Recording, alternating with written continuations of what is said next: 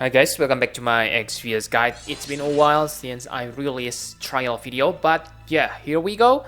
The newest trial, White Dragon Extreme. So this one is kinda annoying to defeat if you don't have certain character. Anyway, this is not live commentary because my surroundings are kinda noisy when I defeat it. So here we go. This boss has nasty preemptive attack. It imperil your dark resist by 200% and deal dark magic damage to all your units. The question is how to survive this. The first is simple. Gear everyone so they have 300% dark resist. Quite hard, right? That's why you need to have Shoreline, Fina, and Daisy. They have preemptive magic cover which simplify the preemptive attack survival because you only need to gear one character dark resist into 300%, Shoreline, Fina, and Daisy. You can see my facey equipment on the end section of this video, and by the way, if you don't have facey, you don't need to worry because there is other way to survive the preemptive attack. It is by having fatal damage protection. Lots of Neo-Vision characters have this built-in on them, so it shouldn't be that hard, okay? If you have followed my videos, then I believe you have bought the Chocobo Vision card, which is very good because it grants you fatal damage protection, right? Very nice, and that's how you survive the preemptive attack. So in battle, you also need a provoker with 100% physical evasion. Why you need this? Because you cannot break its attack stats. So yes, you can break its magic, but for attack, defense, spirit, you cannot do that, okay? So this is the reason why you need to have physical provoker, because if you not, then he probably gonna kill your character within one hit, okay? And yes, if this battle goes long way, you also need descent elemental resist for fire, lightning, light, and dark on your magic tank. Luckily, you don't need 300% like dark resist because in battle you can have like buff for those elements. And then remember that if it is prolonged battle, then you absolutely need to have AoE magic cover. And I think most Neo-Vision, not most, okay, all Neo-Vision magic cover right now have magic mitigation. Sacred Shield Charlotte has that, and Facey also has that, okay? So there's no reason if you have magic mitigation, you won't take too many damage from those elemental attacks. Now, the hardest and the main problem is starting from the second turn, the White Dragon gonna deal fixed damage which cannot be blocked. Okay, it does this attack every 3 turns, so watch your turn count on the upper right corner. Beware turn 2, 5, 8, 11, etc. The easiest way to evade this attack is to break the dragon's break gauge on those turns, because when you break the break gauge, dragon will stop or skip the move on that turn, okay? But there's another problem. First, it has 6,500 break gauge. It is not that high, it is easy to break, okay? If you have, let's say, like Neo-Vision, Firion, or Gabran, you can break it within 1 or 2 turns with another sword users. But after you break it once, if it recovers the break gauge, it will become 13,000. That's pretty insane, because I think unless you have, let's say, 2 sword breakers, right now there are 2 sword breakers, Neo-Vision, Firion, and Gabran. Unless you have 2 of those characters on your party, then I don't think you can break it every 3 turns. Okay, so that's quite dangerous because after After the dragon's health become below 50%, it become really insane. The fixed damage is really powerful. So the solution, of course, the easiest way is to kill the dragon after you break it on the first time. You need powerful finisher to do this. And yes, talking about finisher, of course, you want to have like Tifa, maybe Ibarra also can work. Basically, any powerful finisher with high dragon killer can do this, okay? But if you cannot do that, then here's the way to survive that, okay? So let me explain first. When it's held below 50%, the fixed damage becomes 28,000 per cast. That's insane because he uses it 4 times on that turn. So there is no way you can survive that attack.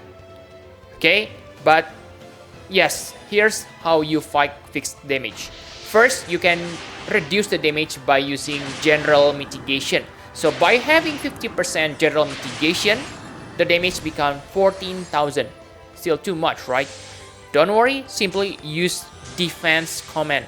Yes, swipe down defense command if you forgot about it. Okay, so it will reduce the damage by half, another half. So you only take 7,000 damage per fix. Yes, I know 7,000 still too many because it uses it 4 times. But remember, you still have one secret weapon, okay, that has been forgotten for a long time, and that is auto re-raise.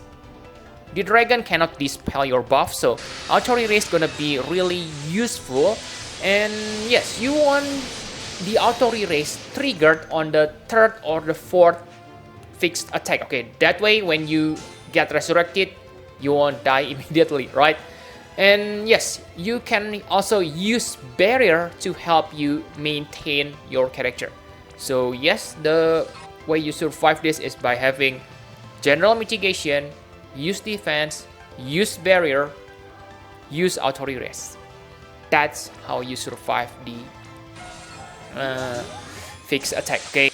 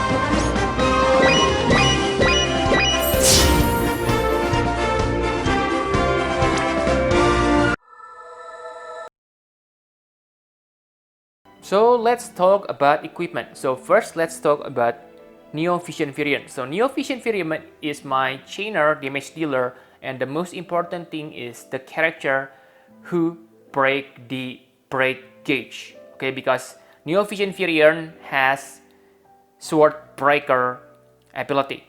So that way you want to equip him with attack boosting equipment and Dragon Killer, because like you can see that I give him Dragon Killer and Dragon Killer Plus. Okay, so that's for variant. And yeah, let me show you the total stats I get.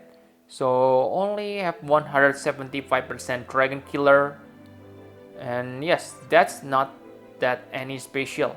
And yes, I make him into X+1 because of this battle. Okay, yeah, I go to daily shard dungeon and gather his shards. Okay, so that's for Furion. Now the second character, Siegheart. What the 7 stars character do on this battle? Simple, because he is a physical provoker with 100% evasion, then he still works. And he also give general damage mitigation, okay, which is really important to survive the fixed damage attack on the turn 2, 5, etc. Okay, so it is his gear. And yes, actually I equip him with Behemoth Synergy and bonds with the Ions. It is to feel as per gauge, but I don't think you need these 2 abilities, especially if the battle is quite long. And yeah, actually I don't need this 2 because I take more than 3 turns to defeat the dragon. Okay, so that's for Siegheart. You don't need that as per or equipment. And now the main finisher for my party is Tifa. So the normal form equipment is not important. Basically, you gear her to survive on normal. What's important is on the Brave Shift form. You need to have high Dragon Killer and high limit burst damage boost. And like you can see here, Premium Heart, her own Trust Mastery Words and Storm Kickers. And this for abilities, I have Shining Art Fundamentals because I use my Prism Mughal. Okay, it's not because I have Karen Adel. Okay, and this vision card, it is Starlight Elena. So in the end, let's see her stats. Like you can see that she has 295% limit burst damage boost and 175% Dragon Killer. Okay, not that good because I know top tier Tifa has like 4,000 attack. So mine only 3,600, but if you are my friend and needs my Tifa, please tell me, I will get her on friend section like this. Okay, so next, Lauren. So again, she is my chainer and breaker. Yes, you can only break the magic stats, but still you need to break that magic stats, okay, because it's quite dangerous. But if you able to reach very high elemental resist, maybe you don't have breaker, but yeah, you will see later that my Facey don't have perfect elemental resist. That's why I still need the break. Okay, so this is her normal form. And remember, I equip her with 2 swords. It is because I also use her to help my Furion breaking the White Dragon break gauge. That's why the Brave Shift form equipment is different. It is more on offensive. Like you can see that she equips Virtue Drake to get that Dragon Killer. And yes, there's graceful footwork, etc. And that's for Lauren. And the most important character is Facey. Okay, so Facey here need to have 300% Dark Resist to be able to survive that preemptive Dark attack. But other than Dark, she also needs Fire, Lightning, and Light Resist. That's why I gear her with this Impervious Shield, King's Armor, really good free armor. I hope this will come back in the future. Okay, because this is simply too OP. And yeah, you can see here 1 STMR Knight's Medal. For abilities, Magic Sanctuary. It is one of the best Trust Mastery reward on this game. Okay, make sure you get it. If you have spare, select summon ticket to get Krilla. Okay, and this and the end result. Let me show you. No, not this one. Stats. This elemental resist. So I have 215% fire, 185% for lightning, and 150% for light, 335% for dark.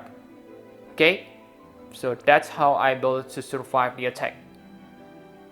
Okay, so that's all you need to know, I guess, for my characters. Thank you very much for watching. Please hit the like button and subscribe to my channel for more Final Fantasy Private Spheres guide. Bye bye guys.